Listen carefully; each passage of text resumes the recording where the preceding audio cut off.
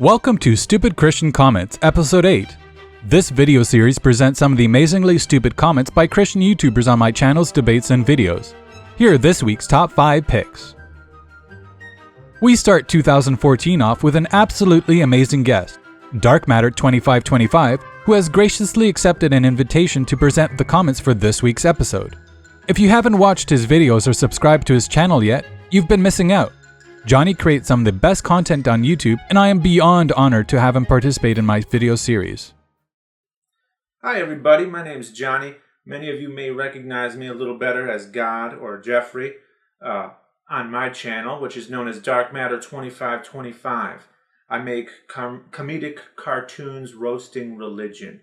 But today, I'm going to read you some comments which you should probably pay attention to because they concern the fate of your eternal souls. So let's get started, shall we? Up first is McChulo, who said, The sun consumed 5 million tons of hydrogen every second. If it had been doing that for more than 10,000 years, it would have consumed the Earth already. In the moon landing, it was expected that the moon would have many feet of dust due to its million years collecting dust. It was found to only have inches of dust on its surface, equaling to approximately 6,000 years, NASA stated. The real scientists who go to space know the deal. It is true that the sun consumes 5 million tons of hydrogen every second. However, it is incorrect to conclude that the sun and the universe must be less than 10,000 years old. The first issue with your conclusion is that it assumes that the sun shrinks at a constant rate, which is not what leading scientists believe. This shrinking sun argument is a naive extension of a rate measured over a relatively short period of time. Who is to say that the sun does not go through a cycle of expansion and contraction on a timescale beyond that which we have measured? Also, the sun accretes mass by attracting and absorbing asteroids, meteors, and space debris. To put it in perspective, 3,000 such masses land on Earth each day, and the sun is 333,000 times as big as the Earth. Now on to this matter regarding the moon. This creationist argument is based upon obsolete evidence and has been kicking around for over 25 years, and has been entirely discredited through numerous debates and books. Even Answers in Genesis, a creation science organization, no longer recommends to their fellow creationists to use the moon dust argument as it's been fully debunked. The Apollo 17 crew determined that the lunar impact material is about 20 to 40 feet deep on the lunar plains and up to 120 feet deep in the lunar highlands. It's also important to note that with catastrophic collisions, the moon's dust would have moved, blasted off the surface, and even fused into rock. For a detailed history of this argument and its full scientific rebuttal, check out the link in the description. Regardless of the claim religious people make, their beliefs come first, and evidence is imagined into existence post hoc. This is ass backwards. Next we have Aijalon Halmela Lialani, who said, Atheists don't believe in any religion, yet I consistently see percent 99.9 of the time Christian bashing. Christians aren't here to force or condemn anyone.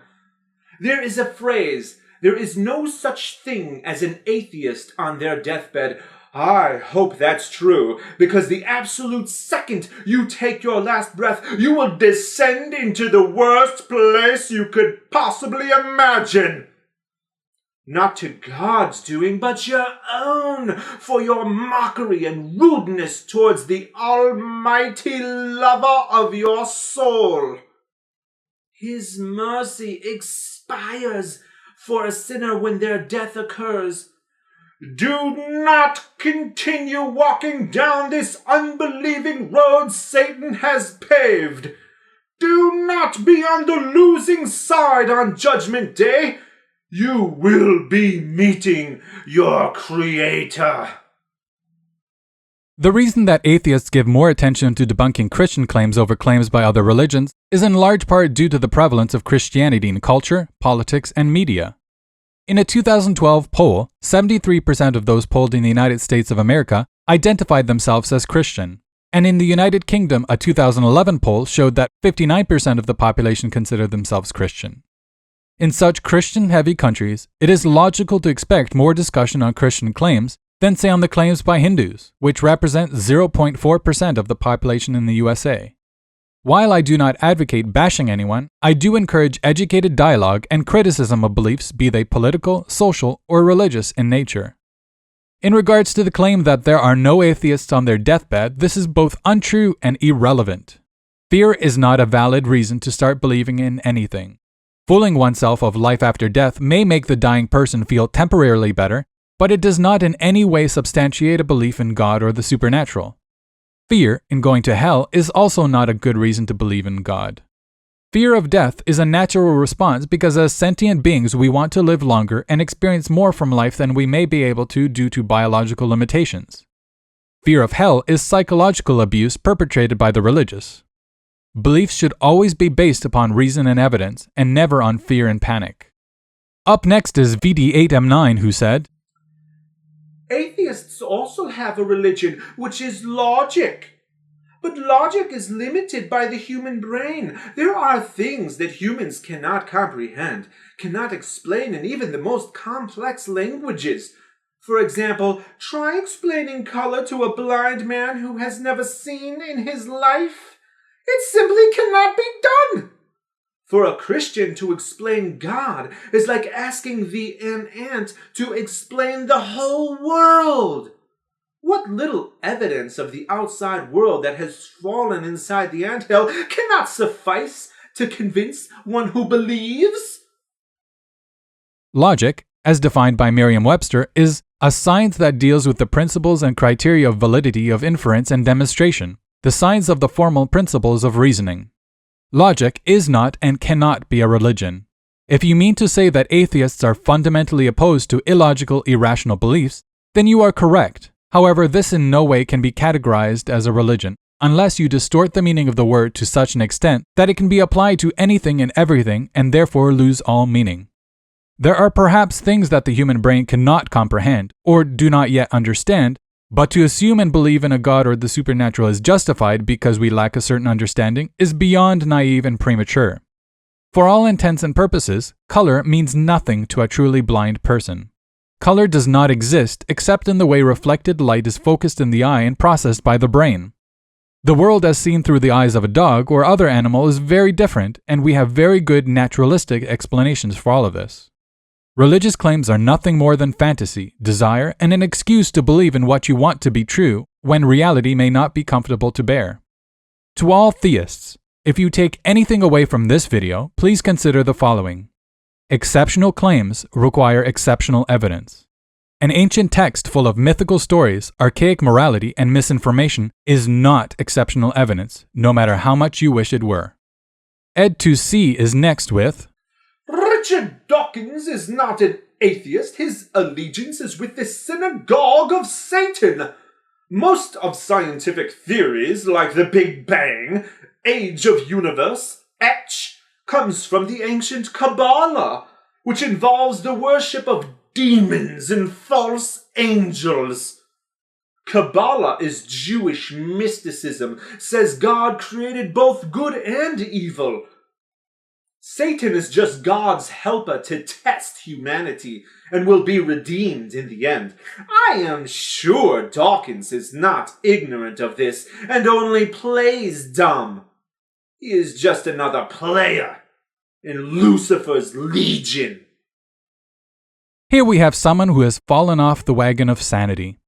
Ed2C sounds like a raving conspiracy theorist, however with a supernatural satanic twist. Kabbalah is one of the most misunderstood parts of Judaism. These misunderstandings stem largely from the fact that the teachings of Kabbalah have been so badly distorted by mystics and occultists. Kabbalah was popular among Christian intellectuals during the Renaissance and Enlightenment periods, who reinterpreted its doctrines to fit into their Christian dogma. In more recent times, many have wrenched Kabbalistic symbolism out of context for use in tarot card reading and other forms of divination and magic that were never a part of the original Jewish teachings. Belief in God and Lucifer, heaven and hell, angels and demons, and armies of God and Satan is beyond irrational and venturing into the absurd. You are better to believe in the stories of Star Wars, which involve remotely possible characters and places, over such transparently fictitious and inconceivable beings. The internet is truly the hotbed of all sorts of bizarre people, and their even more off-the-wall beliefs. And last on our list this week is a comment from Lamented Haven who said, I am in no way shaken by atheist evolution. Trust me, I fear God, and you should too, and one day you will fear him at the white throne of judgment. If I thought for 1 second God wasn't holding our earth up, I would be extremely afraid of plummeting into perpetual darkness. Answer this. The heart can't beat without blood flow. The blood can't flow without the beating heart. Which came first in the evolution process? Pwned. There is no such thing as atheist evolution. There's only evolution. It perplexes me how in the 21st century some Christians still deny the evolutionary process. How is it that so many Christians can easily incorporate evolution into their beliefs, yet some reject it like wildfire?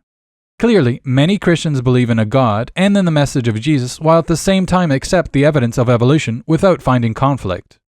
Onto this fear of God. If you believe that God exists, and that He is the source of all goodness, compassion, truth, and knowledge, and you think you follow the religion most in line with His wishes, why would you fear Him? Why is fear a good thing? I love my parents a lot, and I respect them immensely. They created me, nurtured me, and facilitated in my education. What would it say about our relationship if I feared my parents? It would suggest that violence, intimidation, and abuse was part of my childhood, and that my relationship is not one of respect and love, but rather disregard and hate. Why would any rationally minded person will themselves to believe in anything so repulsive? In regards to your question regarding the evolution of the heart, here is a brief snippet that may answer your question. Pause the video to read, or find the link in the description. There you have it. 5 stupid comments from 5 different YouTubers. Which comment would you vote to win the Dumbass of the Week award? Would it be 1. Young Earth creationist McChulo who thinks that the sun and moon prove the Earth is less than 10,000 years old. 2. Aijalan Halamela Liliani who thinks that there are no atheists on deathbeds. 3. VD8M9 who thinks that atheists are parishioners of the Church of Logic. 4. Ed2C who thinks Richard Dawkins is a player in Lucifer's Legion. Or 5. Lamented Haven who fears a god he presumably loves. Please leave your votes and comments below, and if you enjoyed this video, press the like button and share with your family and friends on Facebook, Twitter, and Google+. If you would like to submit a video or audio reading of an upcoming stupid comment, contact me at TheVeganAtheist@hotmail.com. Thanks for watching. Want to see more? Click subscribe and keep an eye out for the next stupid comments video coming out next Friday. Follow me on my Facebook, Twitter, and Google+ pages. Links are in the description. Lastly, head over to my channel and check out all the debates, presentations, and videos.